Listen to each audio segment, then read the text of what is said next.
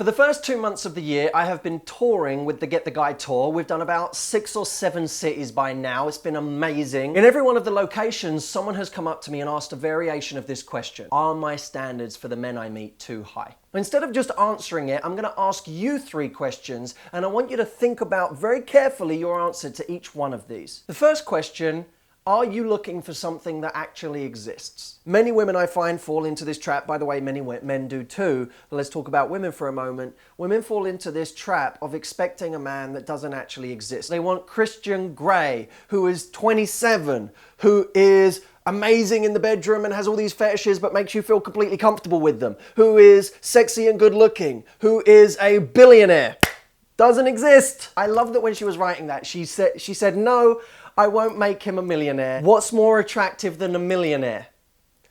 A billionaire who spanks people. So enjoy TV, enjoy movies, enjoy that book you're reading.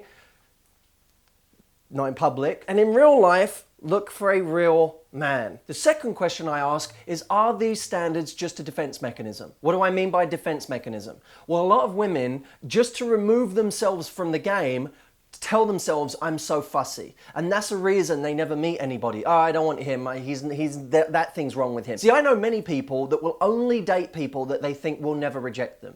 They'll date the nice guy. They'll date the guy who's safe, who's comfortable, the guy who they know is never going to walk away, because around that guy it's safe. The one that could actually harm them, reject them, the one that could make them feel small, that's the one they never go for. So within the little pool of people that they date who they think are beneath them, of course they always say that person never meets my standard. It'd be like going for jobs where you know those jobs are always jobs you're overqualified for, but in every case you go, oh God, I'm just too fussy, I can never find the right job. By the way, if this second question appeals to you, then you know that the change you need to make isn't lowering your standards. The change you need to make is allowing yourself to be vulnerable again. The third question I ask people is, are you enforcing your standards too soon? When we're dating, you don't want to be so picky at the outset that you never actually get the chance to connect with someone and get to know them. Many women will say, well, on the first date, I already know. If I know, I know he's not right for me.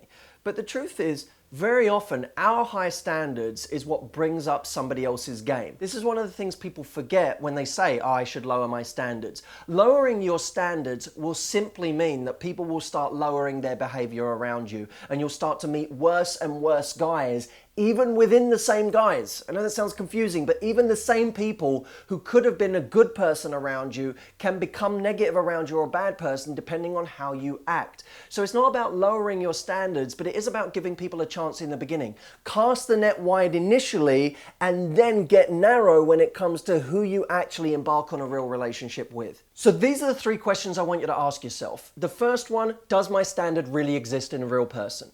The second one, is this just a defense mechanism to stop me from being rejected? And the third one, am I enforcing my standards too soon and preventing anyone from developing a real connection with me, or even bringing their game up to meet my high standards by giving them a chance to get to know me? That's it for today. I hope you enjoyed it. Make sure you go through to my newsletter and sign up so that you get my regular updates. It's at howtogettheguy.com/advice. We'll throw it up right now. We'll also link up under the video. If you haven't done that yet, go and subscribe, and I will see you in the next video. Take care, my friends.